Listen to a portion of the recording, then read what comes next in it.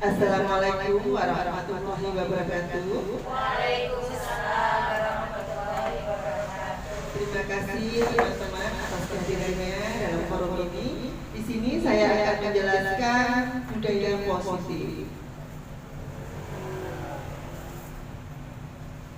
Sebelumnya akan saya jelaskan dulu keterkaitan antara filosofi Gajah Dewantara, nilai dan peran guru penggerak, visi guru penggerak, dan budaya positif.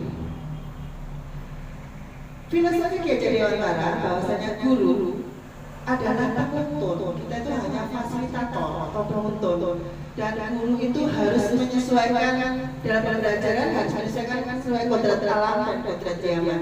Kodrat alam itu artinya guru harus bisa menyesuaikan sesuai kemampuan dan keinginan anak. Kalau kodrat zaman, guru itu harus selalu memiliki materi atau ilmu yang sesuai perkembangan zaman. Misalnya sekarang banyak memakai IT, jadi guru harus juga bisa menyesuaikan dengan pemakaian IT.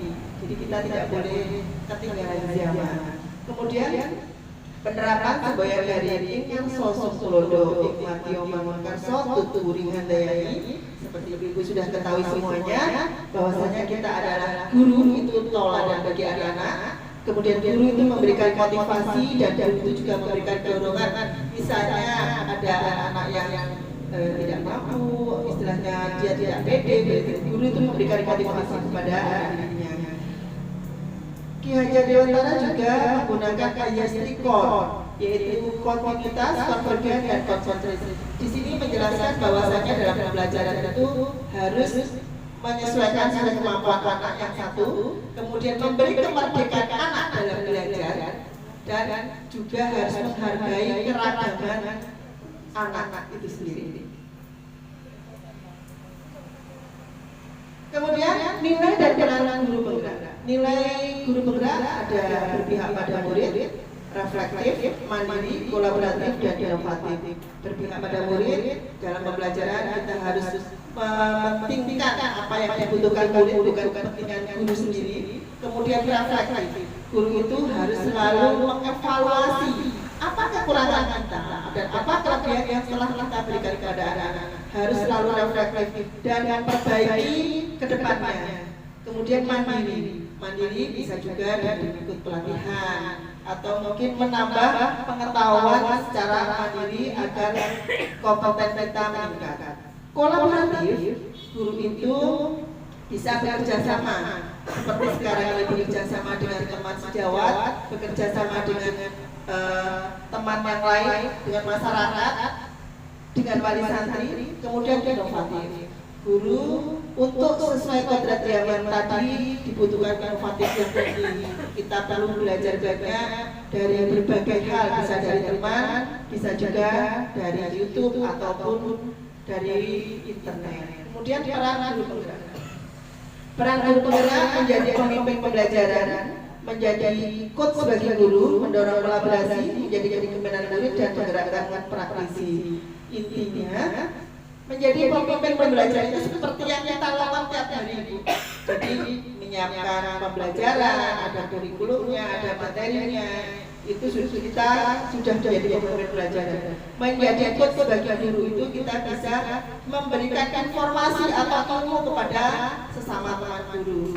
Mendorong kolaborasi, kita bisa melakukan kerjasama dengan teman sejawat, dengan teman sekolah yang lain, ataupun dengan praktisi yang lain. Menjadikan kepemimpinan murid dalam pembelajaran diusahakan atau seharusnya itu akan mendidik, menghasilkan murid-murid yang memiliki jiwa kepemimpinan yang tinggi. Misalnya piket kelas itu secara nggak langsung anak-anak itu dilatih untuk memiliki jiwa kepemimpinan. Itu hal-hal yang sering kita lakukan di kelas.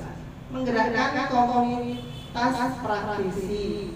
Kalau yang ini hubungannya dengan praktisi yang lain, misalnya keaktifan kita, keaktifan saya di DKI, kemudian di PGRI, itu contoh-contoh menggerakkan komunitas praktisi.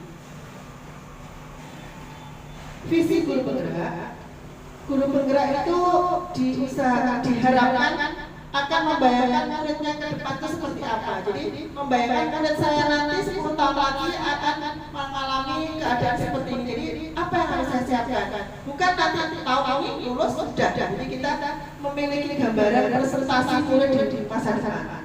Dalam menyusun visi didasarkan pemikiran berpihak pada murid sesuai kebutuhan murid, kemudian melalui pendekatan inquiry apresiatif menggunakan tahapan baca. Nanti akan seperti yang sudah saya jelaskan kemarin ya teman-teman tentang tahapan baca.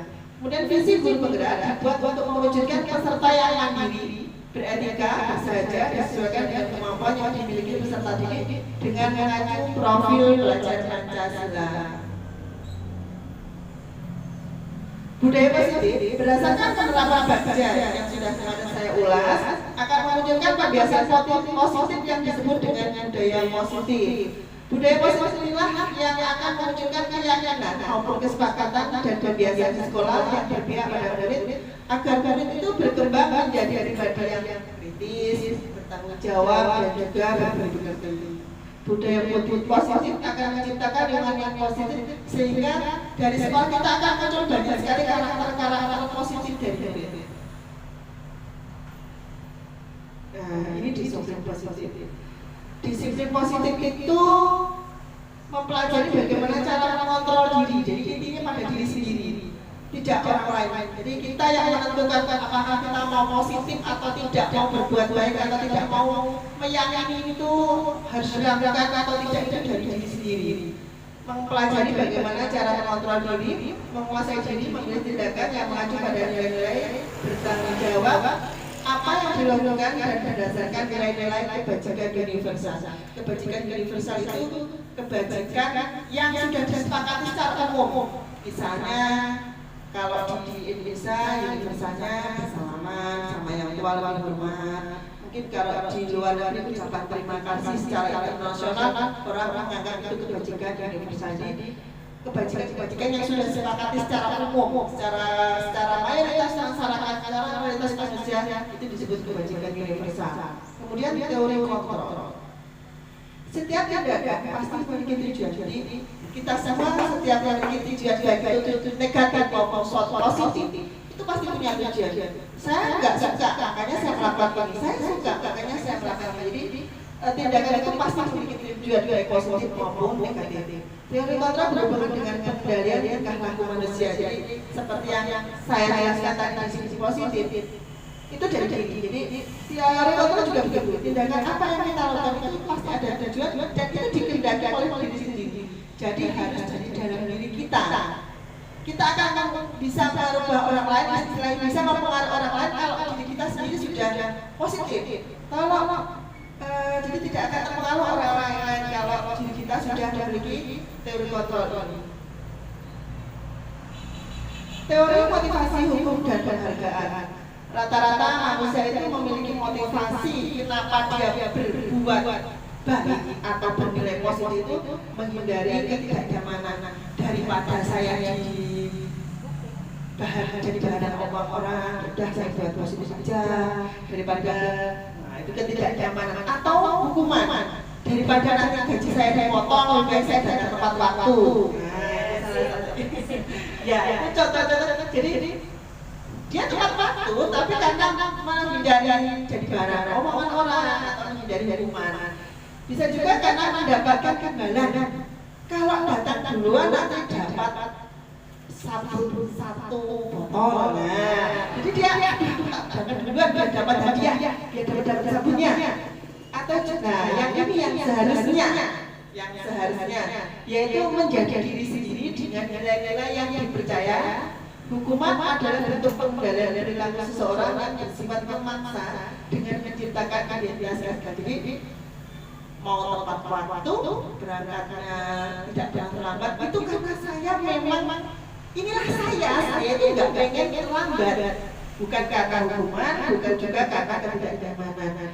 Dan untuk menumbuhkan dari dalam itu pasti butuh proses, butuh istilahnya berpikir, kita memikirkan kenapa toh tidak boleh terlambat dalam bekerja, kenapa toh kita harus tepat waktu. Itu pasti melalui proses pemikiran yang dalam dari diri kita sendiri. Penghargaan adalah bentuk pengendalian perilaku di suatu benda atau peristiwa yang diinginkan dengan persyaratan maka akan mendapatkan penghargaan. Penghargaan ini sifatnya tidak kekal, sifatnya penghargaan itu tidak konsisten. Jadi kadang orang itu akan tepat waktu ketika ada penghargaan. Orang itu mau baik kalau ada penghargaan, kalau tidak ya sudah nggak ada penghargaan. Jadi dia tidak konsisten dan tidak kekal. Ini sifatnya hanya sementara. Nah, ini yang penting bagi kita. Saya belajar banyak dari sini. Posisi kontrol yang pertama itu penghukum.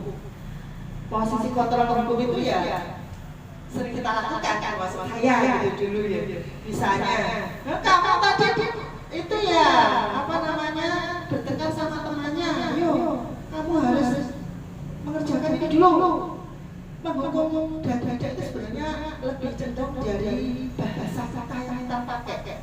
Jadi anak itu dengan intonasi bahasa yang kamu tadi sudah melakukan bertengkar sama temannya, namanya kamu itu bahasanya itu sudah menghukum anak secara verbal, maka akan diolah di otaknya juga. Oh, dapat hukuman. Kemudian ada juga posisi kontrol guru itu sebagai pembuat rasa bersalah anak.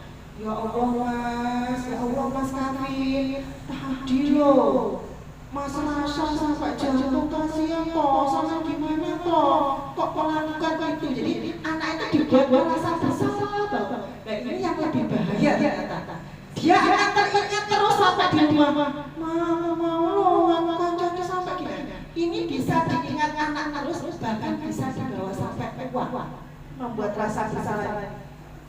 Kadang kita maksudnya itu mengambil empati anak, tetapi kalau terlalu mendalam, terlalu tidak sesuai dengan apa yang seharusnya, itu nanti akan diingat-ingat anak sampai tua yang membuat rasa bersalah. Kemudian posisi sebagai teman.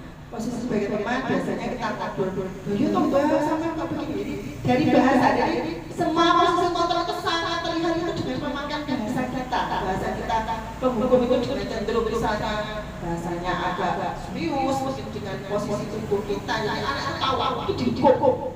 Membuat rasa bersalah dengan mungkin kita agak halus, merasa gimana ya, jadi orang ya Allah aku sakit itu membuat rasa. Nah teman itu juga gitu, dari bahasa kita itu kan seperti ngobrol sama teman. Nah, ini ada sisi positif dan sisi negatifnya. Positifnya nanti ceritanya buahnya ya, tapi negatifnya kadang itu ada tak ada ngapain. Karena kita tuh nggak dianggap karena merasa sebagai teman kalau yang kontrolnya.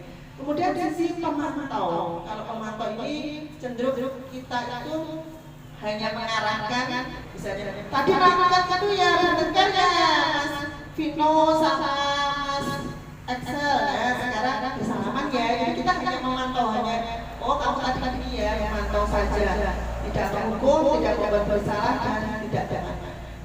Kadang-kadang kita sering memakai yang pemantau ini, misalnya kamu kan tadi sudah bertengkar, ayo kita maaf biar baikkan lagi. Diharapkan yang sesungguhnya itu dari guru penggerak itu posisi yang manajer. Posisi manajer itu cenderung kita tidak terlibat di dalamnya, kita hanya menggali. Misalnya setelah ada anak yang berselisih, ada anak yang tidak mengembalikan mainan, kita tanya dulu, nggak langsung, ayo mas, mana belum dirapikan ya? Itu tidak, jadi ditanya dulu, Bahana, tadi melakukan kesalahan apa? Ini butuh waktunya lama banget. Iya, wes. Tapi yang diharapkan itu, jadi ditanya dulu. Oh iya, nggak apa-apa, guru ya belum saya melakukan kesalahan. Bahana melakukan kesalahan apa? Anaknya masih ingat dulu. Oh iya, aku tadi mainan belum tak rapikan. Terus nanti ditanya lagi ya, tadi rapikan. Ditanya lagi, kesalahannya apa toh? Jadi butuh waktunya lama. Kemudian kita menggali dulu. Kenapa tadi kok sampai lupa? Padahal biasanya lo dikembalikan. Jadi kita menggali informasi. Aku mau selama di luar. Ya. Jadi butuh waktunya lama, kita menggali informasi. Setelah itu nanti anak yang menyimpulkan sendiri. Berarti gimana Mbak?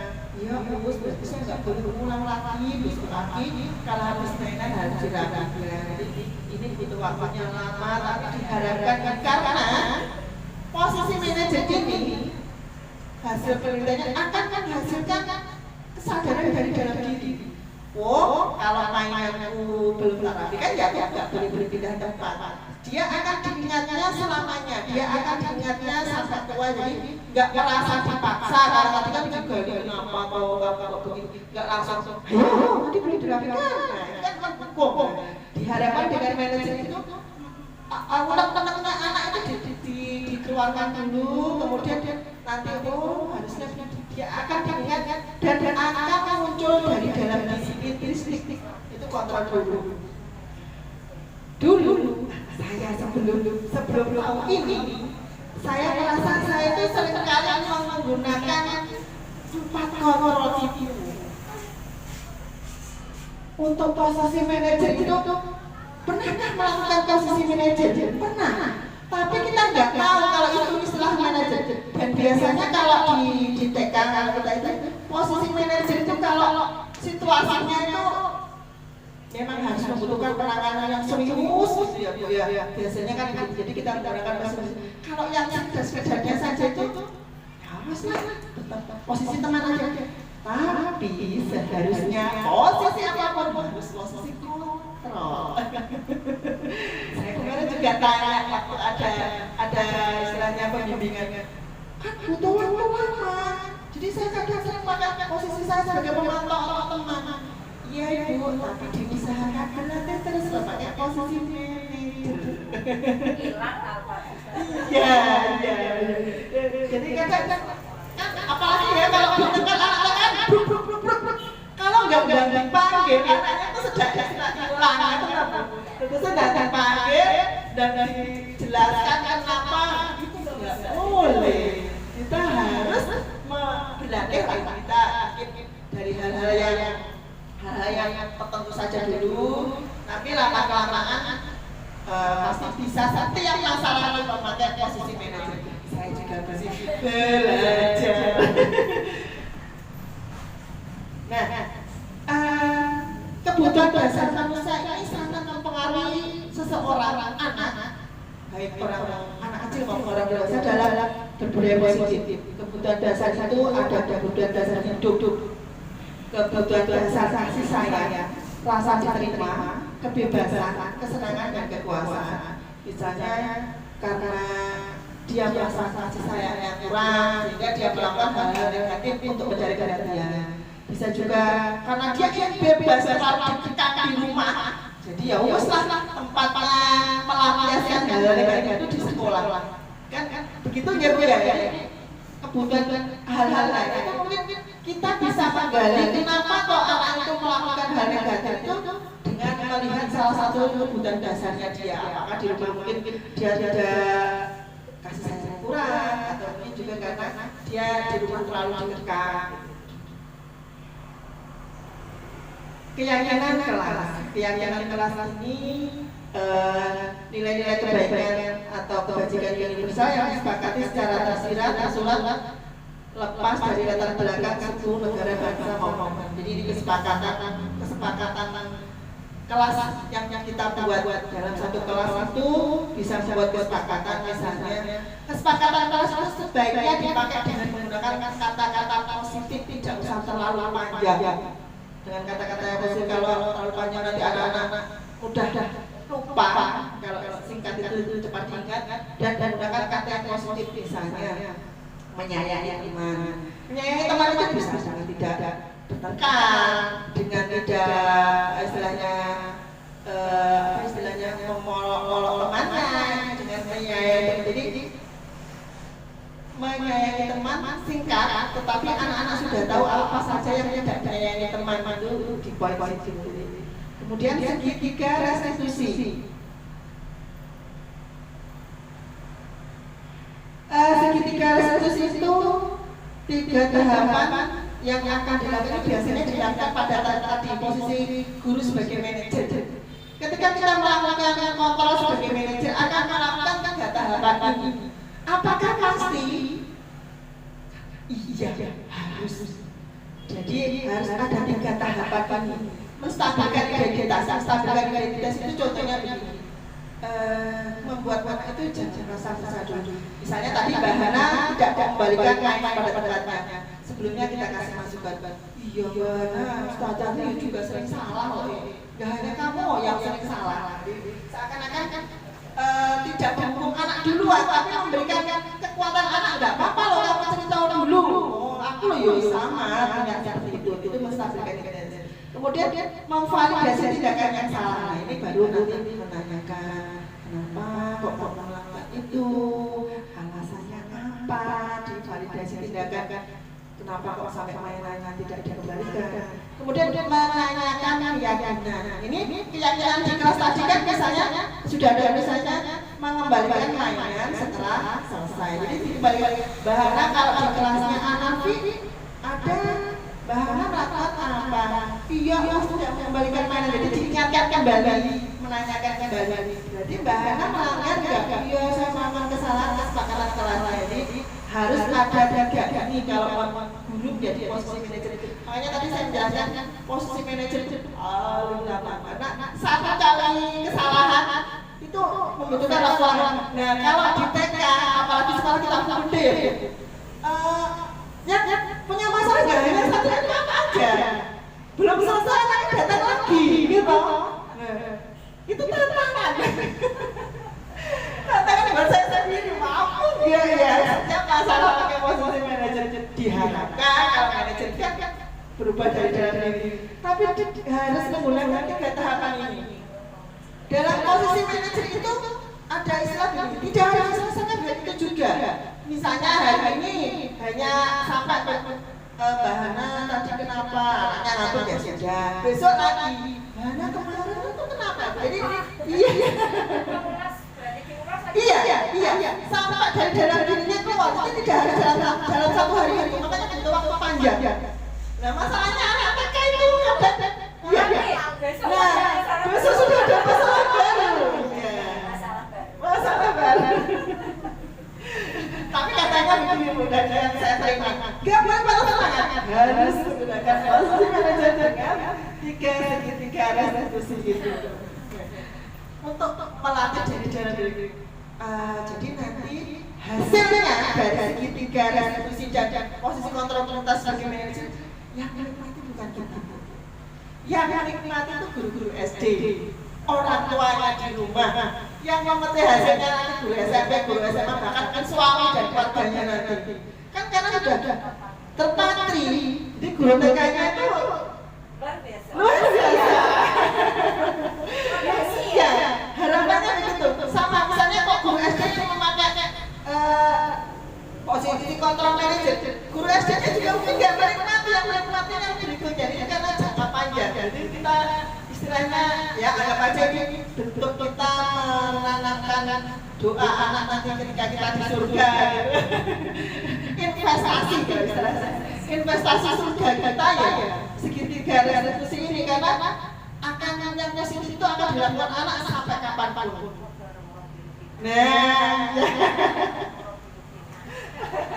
Nah, ini kemarin saya sudah praktek segitiga restitusi.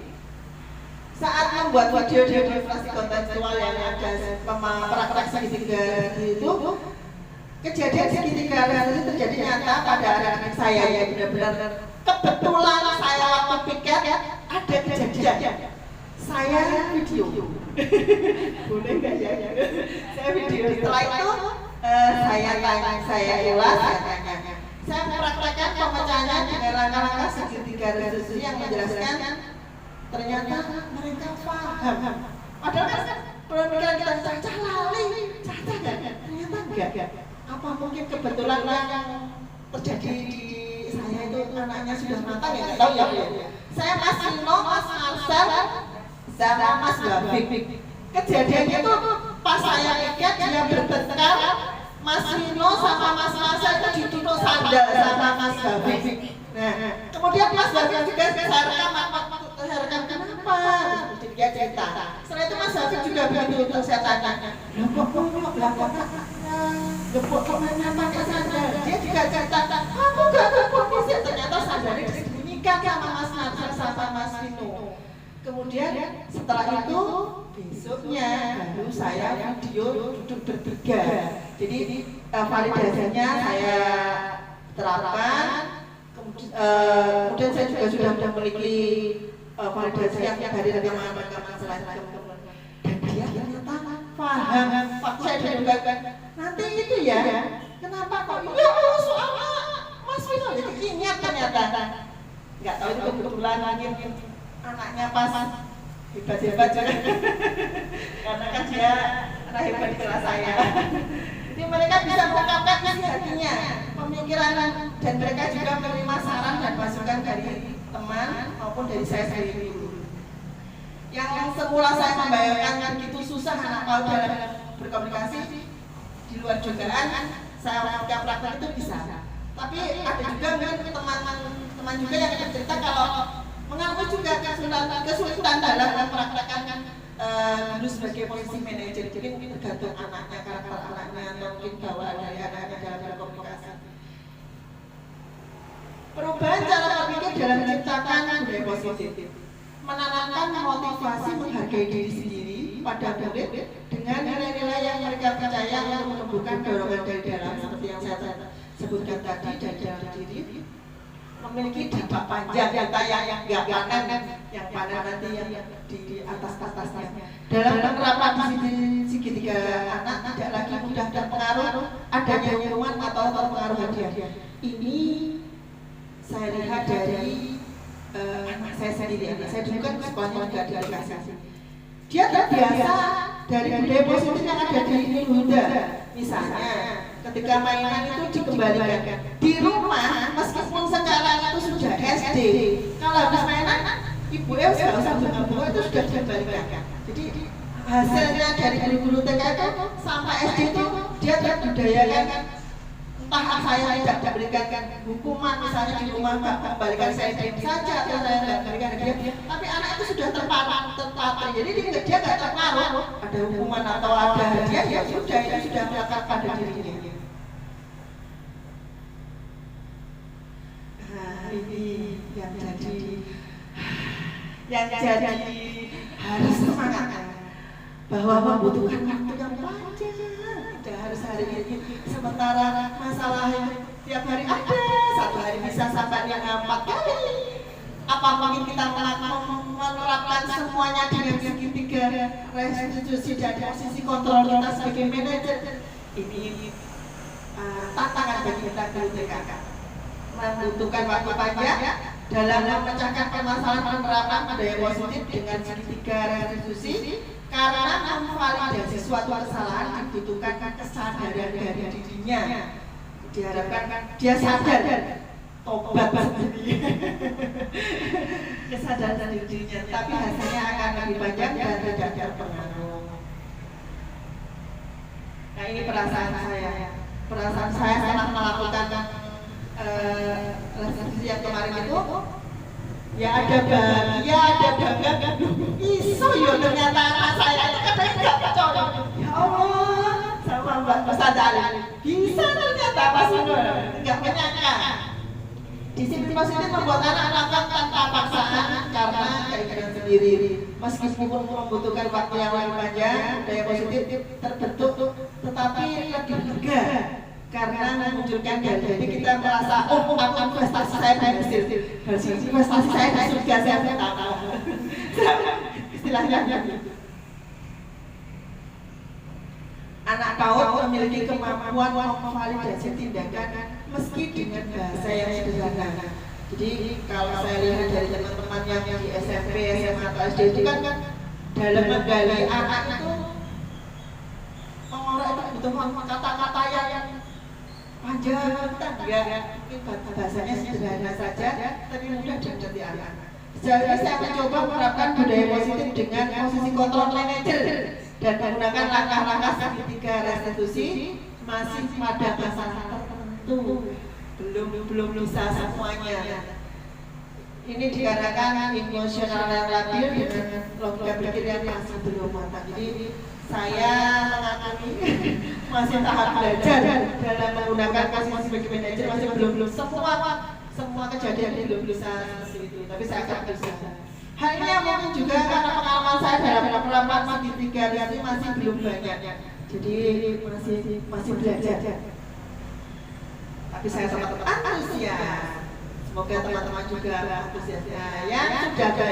Yang sudah baik dalam penerapan budaya positif adalah menumbuhkan perubahan dari dalam diri. Yang perlu diperbaiki dalam memvalidasi tindakan membutuhkan waktu khusus untuk menemukan kesepakatan kelas yang telah disepakati. Jadi kadang itu gimana ya, kesepakatannya itu agak lama gitu. Jadi ini kan membutuhkan waktu tadi. Sementara ada beberapa peristiwa yang harus secepatnya dituntaskan. Belum selesai, sudah ada yang datang lagi yang dengan bermasalah. Jadi harus semangat. Nah ini yang saya praktekkan, ada 2 kegiatan. Yang di sebelah itu Mas Vino, Mas Wahid, Mas Marcel itu ketika bertengkar yang saya ceritakan tadi. Kemudian yang di tengah itu Mbak Hana sama Mas Maska ketika tidak mengembalikan mainan. Dan yang dibikin itu saya tanya Mas Wahid, tadi kan ini butuh waktunya lama kan Bu? Bajunya harus kelihatan hari-hari. Mas Wahid malah ketika mau saya tanya kesannya saya takut dengan saya apa tidak itu sampai nggak masuk. Jadi 3 hari, selang 3 hari baru ketemu lagi sama Mas Wahid. Saya tanya, kemarin kan dinasihati sama Ustazah, kemudian dipertemukan sama Mas Vino, Mas Marcel, takut nggak sama Ustazah kalau dijudukan seperti itu? Nggak ternyata masih ingat ya. Alhamdulillah. Saya mempraktekkan itu 3 tersebut itu. Di awal mengalami kesulitan, saya masih tahap belajar yang mana memvalidasi, yang mana itu menempatkan kelasnya itu masih belajar. Untuk kegiatan ini bisa dilakukan ketika masih posisikan kontrol sebagai pemantau. Nah ini hal-hal penting yang saya dapatkan ini bisa bermanfaat bagi teman-teman. Mempelajari komunikasi yang tepat. Jadi dengan pertanyaannya nggak terlalu panjang, tapi anak itu mengerti dan anak bisa paham apa yang kita tanyakan dan kita paham dengan apa yang isi hati anak. Kemudian dia dikatakan dan kepercayaan. Kalau misalnya kita nggak dekat dan tidak ada hubungan dengan baik dengan murid, pasti anak ditanya nggak bunyi. Bentuk protesnya anak itu biasanya kalau ditanya nggak jawab. Tadi kenapa tuh bertengkar? Diam aja, leper. Kabur. Jadi kita butuh kedekatan dan kepercayaan. Aku nak cerita mbak Ustazah ya, ayo gak sekarang, gak ngomong deh. Kemudian yang ketiga itu psikologi anak. Ini Mas Wahid itu pas dia membagi dada, amarahnya pas tinggi-tingginya. Jadi pas lagi ini pas marah. Tidak usah terlalu manis dulu, hati aja. Ini psikologi anak kita juga harus benar-benar tahu tiap part itu yang seperti apa. Terima kasih. Budaya positif terakumulasi pada profil belajar Pancasila. Di sekolah kita masih tahap mempraktekkan, kita masih akan banyak belajar pada profil belajar Pancasila. Terima kasih teman-teman, mungkin ada kekurangan dan kesalahan, maaf. Ada pertanyaan, monggo. Saya mau tanya tentang posisi kontrol. Ketika ada permasalahan murid, seorang guru menerapkan posisi kontrol. Dalam menerapkan posisi kontrol, apakah harus satu posisi kontrol saja atau boleh mengkombinasikannya? Contoh, teman dengan manajer atau yang lainnya. Terima kasih. Terima kasih. Nah ini memang posisi kontrol guru itu luar biasa. Saya juga masih tahap belajar ya. Kalau setahu saya, yang seharusnya yang lebih baik itu posisinya manajer. Di posisi manajer itu sudah ada dengan menggali anak itu sebenarnya sudah mempraktekkan pemantau, mempraktekkan teman, sudah ada kombinasi sebenarnya kalau pendapat saya pribadi. Yang lebih baik pemantau. Tetapi saya sendiri secara pribadi untuk semua kegiatan, semua permasalahan terkait posisi manajer itu memang masih susah ya, karena masih tahap belajar. Jadi bisa. Tapi kalau seharusnya kalau saya jawab seharusnya manajer, posisi manajer. Tapi mungkin di awal-awal pembelajaran, di awal-awal latihan kita, posisi teman, posisi pemantau, posisi penghukumnya sebaiknya dihilangkan. Posisi pembuat rasa bersalah itu bahasanya kita ayo kita rubah biar anak tidak merasa bersalah yang akan terbebani seumur hidup. Jadi bisa dikomunikasikan karena manajer itu kalau saya pribadi komunikasi antara teman memantau karena menggali posisi anak gitu. Terima kasih. Semoga puas. Ada pertanyaan lagi? Monggo. Ya, saya mau bertanya kembali ke apa tadi? Keyakinan kelas. Bolehkah keyakinan kelas itu sama untuk suatu sekolah ataukah harus berbeda? Nah, terima kasih. Terima kasih Ustaz. Jadi keyakinan kelas itu kan berarti disebutnya kelas. Jadi sesuai kebutuhan atau keinginan kelas itu. Dalam membuat keyakinan kelas kan dirembukan dulu, ada guru, ada murid-murid yang dikehendaki itu seperti apa, itu kan dari kesepakatan kelas. Tetapi ada kemungkinan kesepakatan kelas Hanafi dengan Ar-Razzaq misalnya itu ternyata sama karena satu kelompok sama-sama TKA ternyata sama.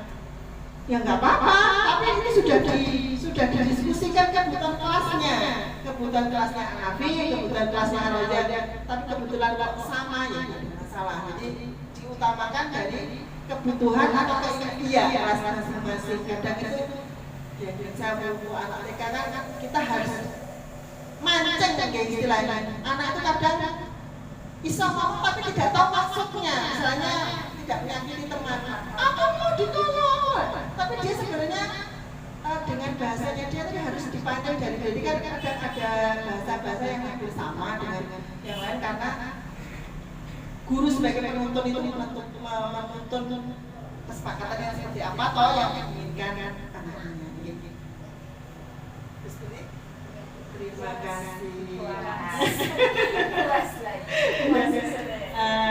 Mungkin bisa saya simpulkan, ayo bersama saya belajar posisi kontrol sebagai manajer.